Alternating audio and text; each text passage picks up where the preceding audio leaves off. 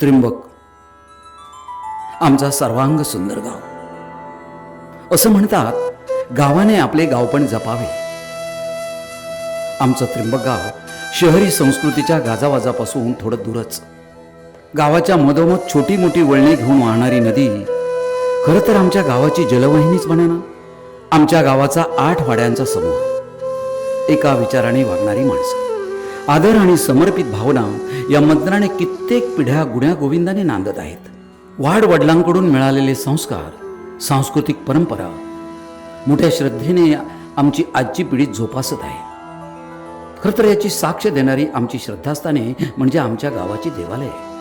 श्रीदेव रामेश्वर, श्रीदेवी सातेरी, श्रीदेवी पावणाई, श्रीदेव आकारी ब्राह्मण, श्रीदेव ठाणेश्वर, श्रीदेव गांगो, श्रीदेवी भवानी ही आणि अनेक देवस्थाने आमची श्रद्धास्थाने आहेत, आमची बलस्थाने आहेत. डॉक्टर बाबासाहेब आंबेडकर सांस्कृतिक केंद्र आणि गौतम बुद्ध यांचं देखणं शिल्प आमच्या गावाच्या एकात्मतेचं प्रतीक आहे. धूळपाटीवरची मुळाक्षरं ज्या शाळेत आम्ही गिरवली त्या आमच्या मराठी शाळेची आजची स्थिती मात्र मन हिलावून टाकणारी आहे. असं असलं तरी गेली 65 वर्ष जनता विद्या मंदिर त्र्यंबक आपलं ज्ञानार्जनाचं पवित्र कार्य अविरतपणे करत आहे.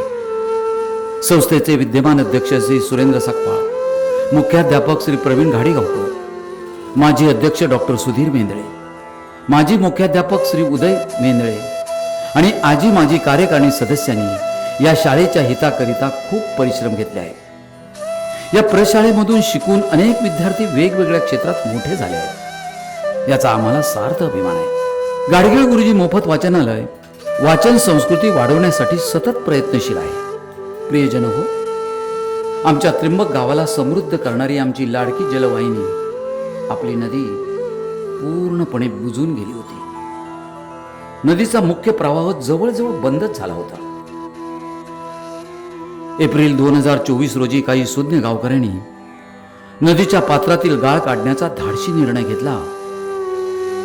या कामी किशोर त्र्यंबककर, संतोष घाडीगावकर, विश्वास शेडगे, बाळा साटम, संतोष तेली, प्रकाश त्र्यंबककर, प्रशांत घाडीगावकर, अनिल वायंगणकर, किशोर कदम, अनिल लब्दे आणि अनेक ग्रामस्थ यांच्या सहयोगाने तसेच अनेकांनी दिलेल्या आर्थिक योगदानामुळे हे काम विक्रमी वेळात पूर्ण झाले.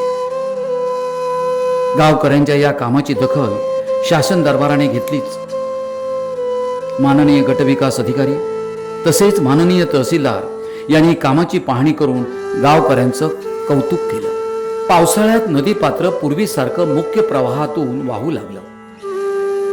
याचा चांगला परिणाम म्हणजे गावातील विहिरींच्या पाण्याच्या पातळीत समाधानकारक वाढ झाली. या प्रेरणेतून जुलै 2024 रोजी शासकीय अधिकाऱ्यांच्या प्रमुख उपस्थितीत वृक्षारोपण कार्यक्रम राबवून गावात हरित क्रांतीचा शुभारंभ केला. त्र्यंबक गावापासून नोकरीसाठी कोसो मैल दूर असलेले मुंबईतील बांधव एकत्र आले. त्यात संतोष त्र्यंबककर, चेतन साटम, अरविंद कदम, अनिल कदम, नवनीत घाडीगावकर, मंगेश शेट्टे, दिगंबर साटम, दीपा केरकर, प्रियांका मटकर, राकेश घाडीगावकर, तुषार साटम, गिरीश बाणे, नागेश आपटे, नारायण बागवे आणि दत्ता पवार ही माणसं आणि अनेक समविचारी लोक एकत्र आले आणि 2 ऑक्टोबर 2024 या दिवशी जागृत उन्नती मंडळ त्र्यंबक या नोंदणीकृत संस्थेची मुंबई मुक्कामी स्थापना केली आणि त्र्यंबक गावाच्या विकासाकरिता आम्ही शपथ ग्रहण केली.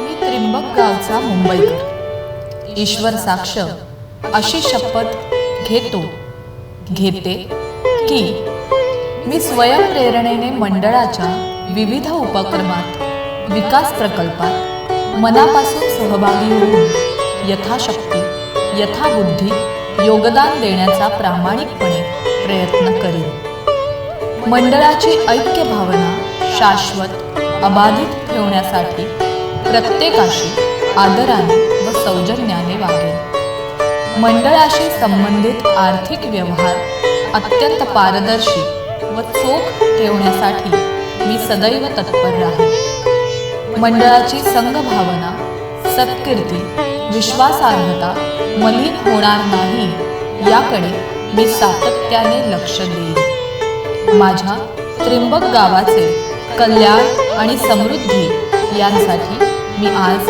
कटिबद्ध होत आहे. माझा त्रिंबक गाव माझा अभिमान, माझा त्रिंबक गाव माझी जबाबदारी. जय हिंद, जय महाराष्ट्र, जय त्रिंबक. हा दिवस तुमचं, आमचं, अखिल त्रिंबकर बांधवांचं भविष्य उज्ज्वल करणारा ठरो अशी ग्रामदेवतेकडे विनम्र प्रार्थना करतो.